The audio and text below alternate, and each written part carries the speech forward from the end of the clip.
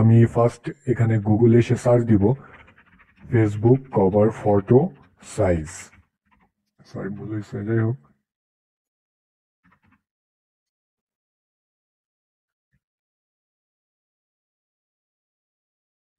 এখানে আমরা ছবিতে যেয়ে দেখি।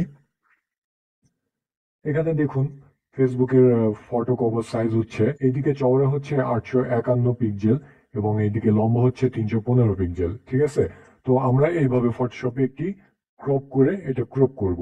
তো এখানে দেখুন আমি ক্রপ টুলে ফার্স্ট ক্লিক করলাম। ক্রপ টুলে শর্টকাট সি, কিবোর্ডে সি প্রেস করলে আপনার শর্টকাট টুল চলে আসবে।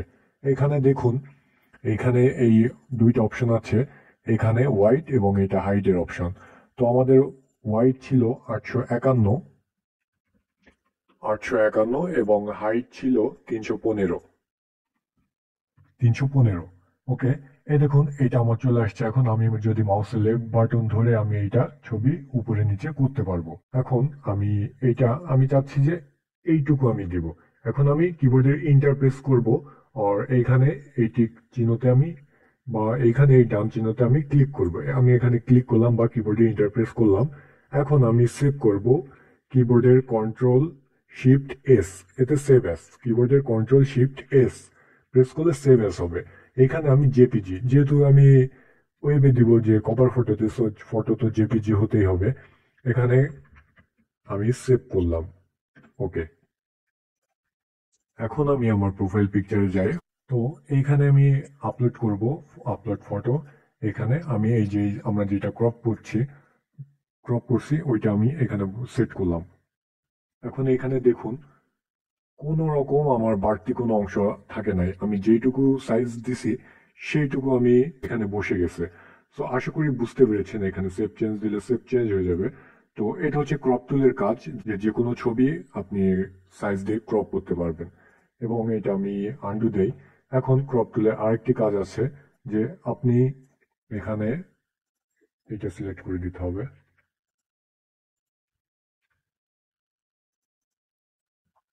আপনি ইচ্ছা করলে এখান থেকে টেনে আপনি এটা ছোট করতে পারেন, যে আপনি এইটুকু রাখবেন। এখন ইন্টার প্রেস করলে এইটুকু হয়ে যাবে। ঠিক আছে, জাস্ট আপনার ছবিটাকে ক্রপ করা। ওকে, এরপরে পার্সপেক্টিভ ক্রপ টুল। এটা খুবই একটা ইম্পর্টেন্ট টুল। এখানে আমি একটা বিজনেস কার্ড আনি। এটা দেখুন, এইটাকে এটা কিন্তু পার্সপেক্টিভ ভিউতে আছে। পার্সপেক্টিভ ভিউ বলতে আপনার বোঝায় যে আমি চোখের সামনে দেখতেছি কিন্তু মনে হচ্ছে জিনিসটা শুয়ে আছে বা কোথাও হেলান দিয়ে আছে। এইসব ভিউকে পার্সপেক্টিভ ভিউ বলে। তো আমরা যদি চাই, এই পার্সপেক্টিভ ক্রপ টুল দিয়ে আমরা এই জিনিসটা উজ্জ্বল দিতে পারি। যে আমরা কখনো বা এখন আপনাদের দরকার হবে না, কিন্তু পরবর্তীতে অবশ্যই দরকার হবে। যে আপনি একটা বিজনেস কার্ড তৈরি করতে যাচ্ছেন, কিন্তু ডিজাইনটা খুব সুন্দর, কিন্তু আপনি কপি করতে পারতেছেন না বা বুঝতে পারতেছেন না কোথায় কি সে বসবে। সো আপনারা ঠিক এইরকম যে কোনো জায়গায় শোয়ানো বা যে কোনো কিছুই থাক না কেন, আপনি এখান থেকে তুলে নিয়ে সোজা করে আপনি এই ডিজাইনটা করতে পারেন। কারণ আমরা সবাই জানি যে ফ্ল্যাট ডিজাইন আমরা সহজে কপি করতে পারি, কিন্তু এভাবে কোনো ডিজাইন কপি করা সম্ভব না। সম্ভব, কিন্তু পারফেক্ট কোনো শেপ আপনি ক্রিয়েট করতে পারবেন না। যেমন এটা যদি বাঁকা থাকতো, এটা আপনি সেম টু সেম করতে পারতেন না। তো আমরা এই জিনিসটা ফ্ল্যাট আকারে সামনে নিয়ে আসবো। এখন আমি পার্সপেক্টিভ ক্রপ টুল সিলেক্ট করলাম। জাস্ট এখানে আমি একটা ক্লিক করব এবং এই কর্নারে ক্লিক করব এবং এই কর্নারে ক্লিক করব এবং এই কর্নারে ক্লিক করলাম। এবার কিবোর্ডের ইন্টার বা এখানে ডান অপশনে ক্লিক করলে আপনার এটা হয়ে যাবে। আমি কিবোর্ডের ইন্টার প্রেস করলাম। এই দেখুন ডিজাইনটা চলে আসছে। এখন আমি ইমেজ ইমেজ রোটেশন, আমি জিনিসটা সোজা করে ফেললাম। আমি এবার আন্ডু দিয়ে এবার পিছনের জিনিসটা সেম একইভাবে এই চার দিকে আমি এটা মার্ক করে দিলাম, সিলেক্ট, এবার ইন্টার। এটা চলে আসছে এবং আমি ইমেজ রোটেশন করে এটা সাইজে নিয়ে আসলাম। এখন আপনি শেপের ডিজাইন, যে কোনো ডিজাইন আপনি এখান থেকে সমানভাবে শেপ টেনে বা এরকম বার ডিজাইন করতে পারেন। ঠিক আছে, আমি জাস্ট দেখালাম না আপনাদের, ওইটা দেখালাম যে পার্সপেক্টিভ ক্রপ টুল দিয়ে কিভাবে টেনে তুলতে হয়। এরপরে আমি যে টুলবার নিয়ে কথা বলবো এটা খুবই গুরুত্বপূর্ণ।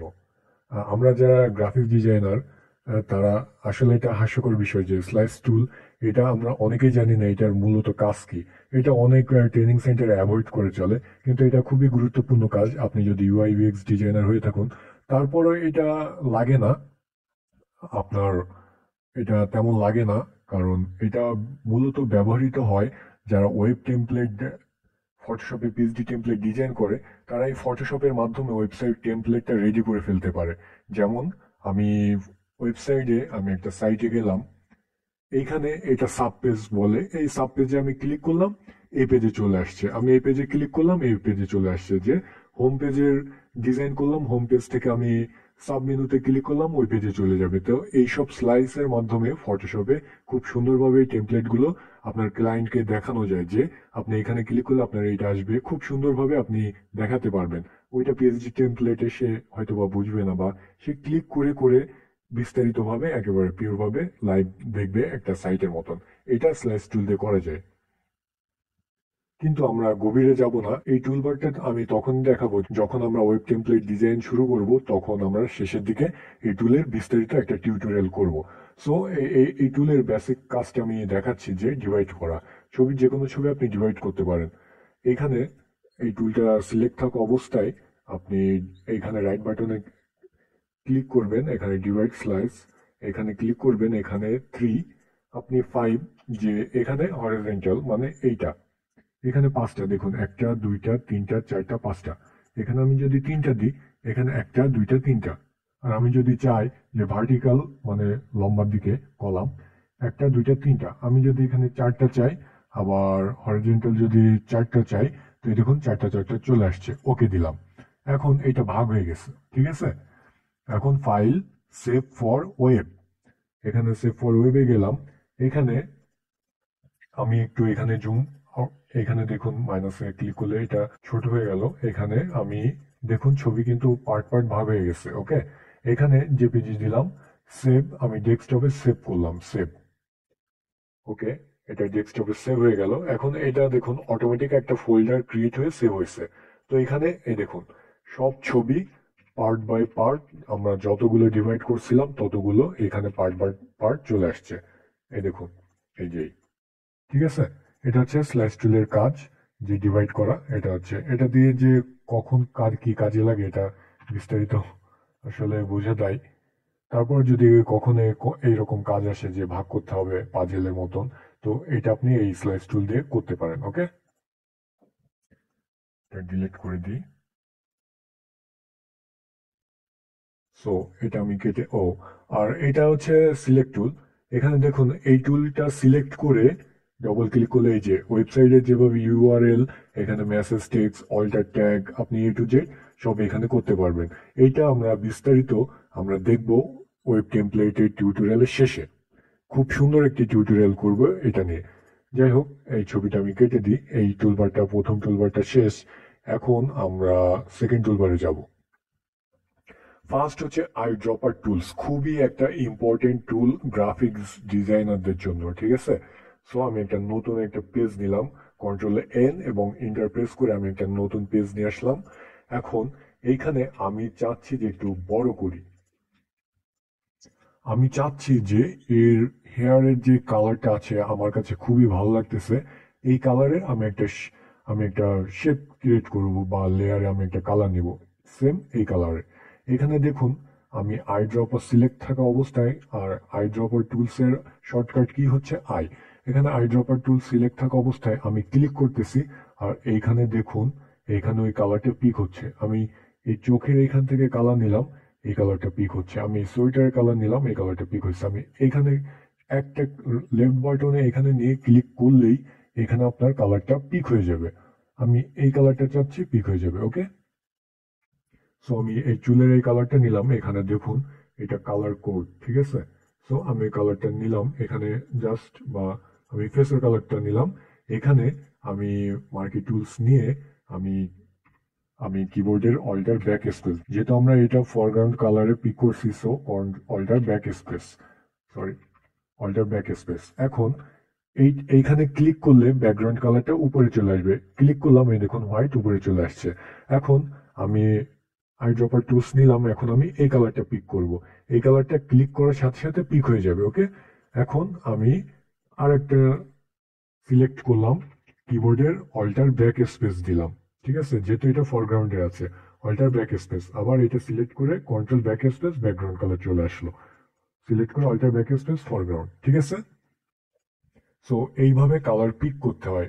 আপনি খুব সহজেই যে কোনো ছবির কালার, পিওর কালার আপনি এখান থেকে পিক করতে পারবেন। এটা খুবই একটা ইম্পর্টেন্ট জিনিস। যেমন আমি দেখাই যে আপনি আপনি যদি এইখান থেকে ম্যাচিং করে যে এই কালারটা আপনি চাচ্ছেন যে সেম টু সেম কালার, কিন্তু আপনি কিন্তু সেম টু সেম এই কালারটা হবে না, সেম টু সেম হয় না। কিন্তু আপনি যদি এইখানে আই ড্রপার টুলস নিয়ে এইখানে ক্লিক করতেন, অটোমেটিক এই কালারটা, পিওর কালারটা এখানে আপনি পিক করতে পারতেন। ঠিক আছে, এখানে আপনি চাচ্ছেন যে এই কালারটা পিক করবেন, সো এটা আরেকভাবে পিক করা যায়। আপনি জাস্ট ফরগ্রাউন্ড কালারে ক্লিক করবেন, এখানে একটি বক্স আসছে। এখন আপনি যদি বাইরে যান, অটোমেটিক ওই কালারটাও পিক করে নিবে। এই দেখুন, আমি ক্লিক করতেছি, অটোমেটিক পিক করে নিচ্ছে। ওকে, এই দুইটা ভাবে কালার পিক করা যায়। এখন আমি যেটা দেখাচ্ছি যে 3D material I dropper tools, এটা আসলে 3D ডিজাইনের জন্য খুবই ইম্পর্টেন্ট। আমরা অনেক গ্রাফিক ডিজাইনাররা আছি, আমি ব্যক্তিগতভাবে নিজেও জানি না, আমি যে জানি তা বলছি না, আমি নিজেও জানি না এখানে 3D একটা অপশন আছে। আমরা অনেকেই মনের ভুলেও এই অপশনে ঢুকি না, যে এখানে কি আছে কখনো ঘাটেই দেখি নাই।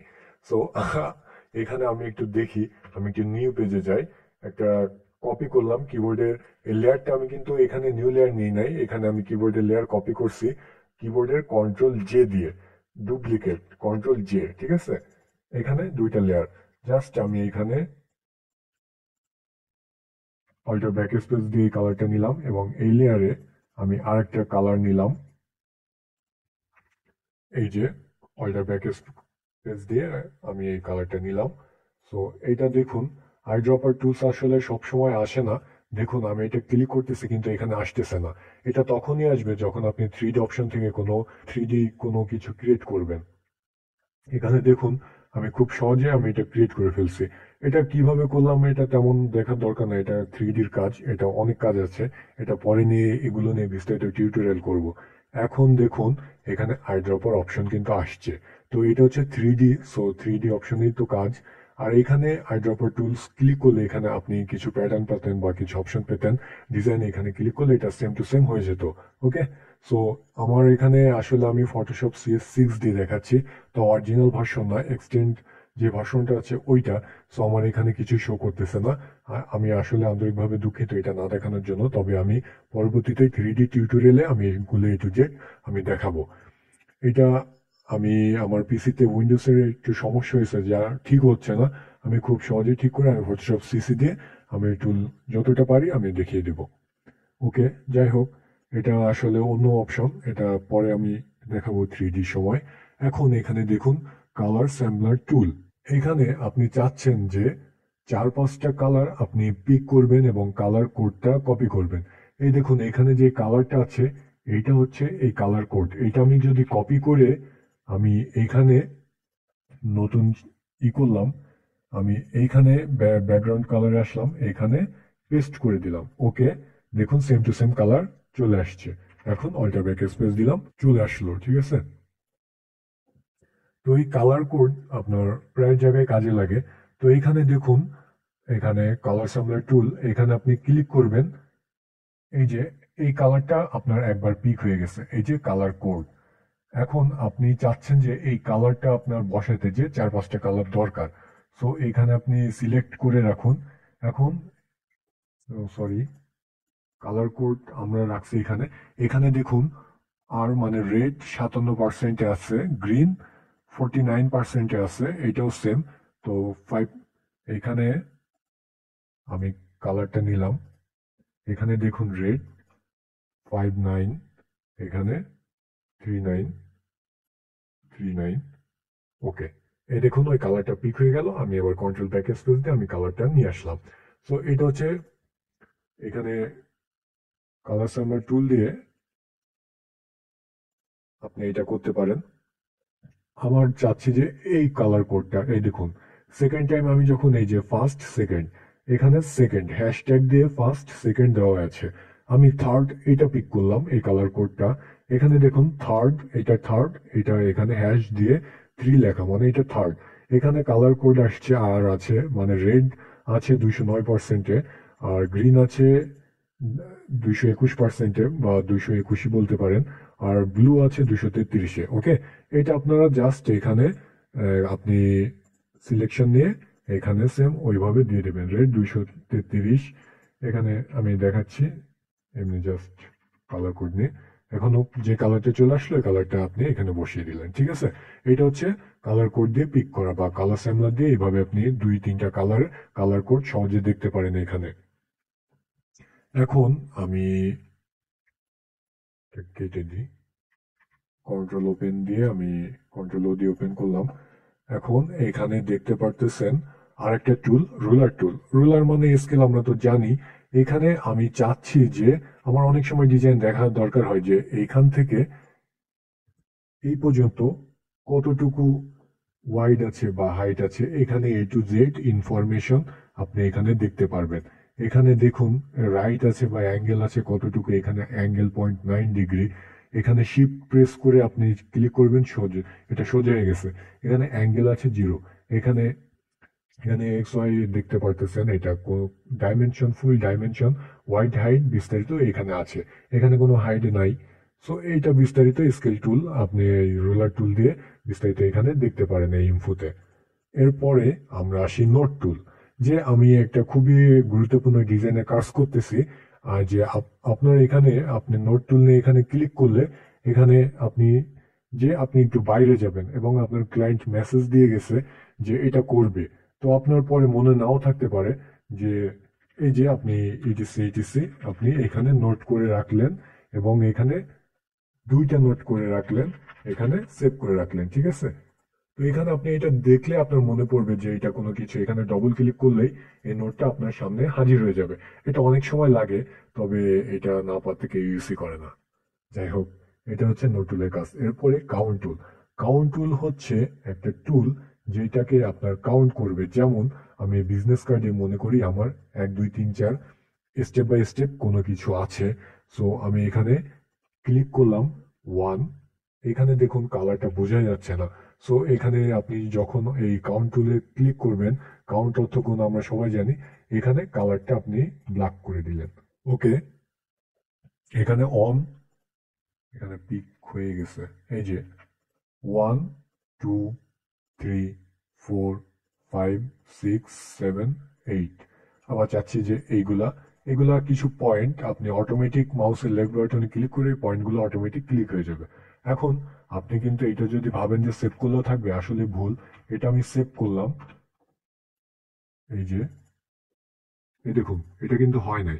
আপনারা আপনি এখন চাচ্ছেন যে এই জিনিসটা আমার সেভ করতেই হবে, তখন আপনি কিবোর্ডের প্রিন্ট স্ক্রিন রেকর্ড বা প্রিন্ট স্ক্রিন একটা কি আছে, ওইটা আপনি প্রেস করলেন, এই জিনিসটা ফুল স্ক্রিনটা আপনার কপি হয়ে যাবে।